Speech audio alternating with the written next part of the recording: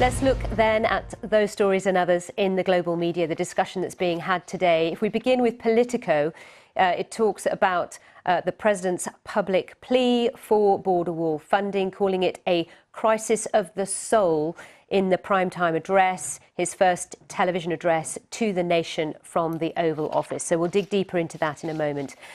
Arab News is leading with the Turkish President Recep Tayyip Erdogan snubbing talks with the US Security Chief John Bolton and saying the US made a very big mistake by demanding protection for Syrian Kurds. Front page of iNews, British MPs telling this newspaper of the increase in aggressive and bullying behaviour by extremist protesters. Revelations came after the MP, Anna Soubry, was called a Nazi. Bloomberg is looking at the reasoning behind the surprise resignation of the head of the World Bank. That's Jim Yong Kim, who said he's leaving one of the world's most influential agencies earlier than expected because he believes he can do more to build infrastructure in the developing world by working in the private sector. Then the Daily Telegraph features a report on removing the bars from prison cell windows in Britain. The idea is the taxpayer-funded project is to boost rehabilitation of offenders by normalising their environment.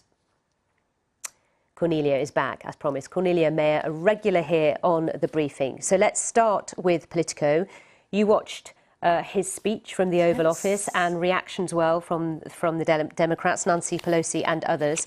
The Politico talking about the fact that, you know, he's addressing the nation. He's calling it a crisis of the soul, but he's not going as far as saying it's a national emergency. No, and, you know, he threatened he could do that.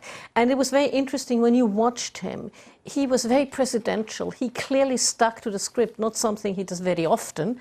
But he used all sorts of facts. And the BBC did a fine job. When he said something, the BBC had the fact nicely on the side. The fact checker. Yeah, the fact checker on the side, which was very good because he called it an emergency. He sort of put it up to more than it is, and as your guest from the Wilson Institute said earlier in this show, you know, the things that he's objecting to, which is the drugs, the crime. Well, the drugs come in through other ports of entry, mainly the airports, the ports. So this is not a cost-effective way. He wants 5.7 million. Chuck Schumer says it will cost billion. Yes. Oh, yes. Not million. Billion. Chuck Schumer said it could cost as many as 70 billion sometime yesterday. It was interesting to see the very measured response from the Democrats, both Schumer, the ranking Democrat in the Senate, and the Speaker of the House, Nancy Pelosi, basically said, look, we need to move on, and you are harming the country more by shutting down the government. And this is the longest government shutdown in the history of the United States. It is indeed. And Politico unpacks that a little bit, doesn't it? It talks about how the political stakes are spiking because of that. 800,000 federal workers are not going to get their paycheck on the 15th of January, and it's impacting all sorts of provision. And if I just may sort of give it parallel, last time the government shut down in 2013, it cost the economy 20 billion jobs. And it was $20 billion, and it was about 120,000 jobs that could have been created that were not created. So this has real economic effect. And to who, the 120,000 jobs that was not created? According to the Congressional Research Center. So this is a very, you know, this is above board. So that just gives you a sense of what it does. The long-term impact of a government shutdown, because we just sort of tend to think about it when it's happening, but actually it does have an impact on the economy for a while. Let's move on then. Arab News, you contribute regularly to Arab News. On its front page, it looks at the Turkish President Erdogan. It says, Erdogan blasts serious mistake by US over protection for Syrian Kurds. You wouldn't expect him to say anything else, would you? No, you wouldn't. And, you know, I can see both sides here. I mean, for Turkey, the whole Kurdish issue is a problem of territorial integrity of the country. And just explain the background for our viewers who don't fully understand. Yeah. Well, the Turkey is a country which has a lot of Turks, but then on the eastern side, there's a lot of a lot of Kurds in there, and you have Kurds in Iraq, you have Kurds in Syria, you have Kurds in Iran, and they all think, you know, they all collude together. So most of especially Turkey, is worried that if the Kurdish, especially the Kurdish Workers' Party, the PKK, whom they label terrorists, get too strong, they might secede from the country. So I think this is, this is about territorial integrity.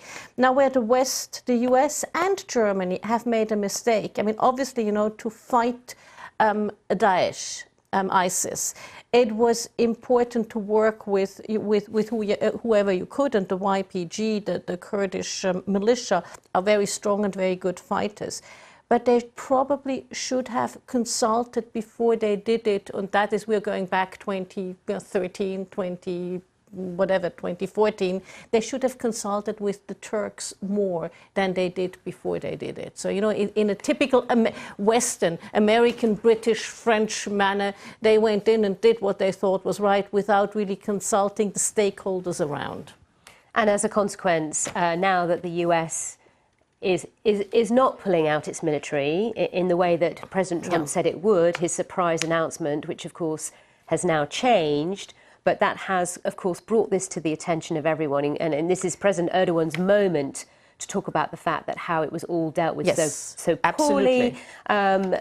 But what does this mean going forward? Well, because, I mean, the Kurds are very worried. The Kurds and the Kurds, the YPG, the Kurdish militia, are very worried that the Turks will just go in there and slaughter them. And they have actually gone out to the Syrian government, to Assad, their erstwhile enemy, to ask for protection. So this is escalating in not such a good way. But what I found was very good, that Ibrahim Kalin, who is sort of the spokesperson and advisor to Erdogan, met with Bolton. He also met with Danford, who is the chairman of the Joint Chiefs of Staff in the US, and he met with Jeffrey, who is sort of the anti-Daesh, anti-ISIS czar. So hopefully they can do something. Talks are underway, despite the sort of strong rhetoric that's all over the front you would page expect strong of the Arab News today. Yeah. Okay, let's now take a look at it's got MPs reveal death threats, the vile abuse that they've been receiving, and there's a whole host of photographs here, all women and one black MP in the middle, Anna Soubry, who's the one that has the harassment she's received is why it's come to the fore this week. It's really quite shocking, isn't it? It shows one thing. It shows how incredibly divisive this whole Brexit debate is, and how it gets under the skin of the political being of the country. I mean, what happened to our country? We used to stand for civility. This is not civility. No, absolutely not. And we'll have more on that later. Now, let's talk about the World Bank. We've discussed and unpacked their prognosis for the year ahead in 2020. But this article in Bloomberg is talking about Jim Yong Kim, who's the head of the World Bank, announcing, surprisingly, he's going to go. He's going to go much earlier than expected. In February. He's moving to the private sector. He feels he can get more done, especially in the area of the environment and climate change. Well, I sort of disagree to a certain extent with him. He puts the institution into a crisis because he's leaving such short notice, right? Secondly, the World Bank, a lot of what he says is infrastructure. Yes, the World Bank does infrastructure, but it also does soft infrastructure, which is very crucial. It does education and so on. So he sort of misses it. And when it comes to the environment, he misses it again, because the World Bank are amongst the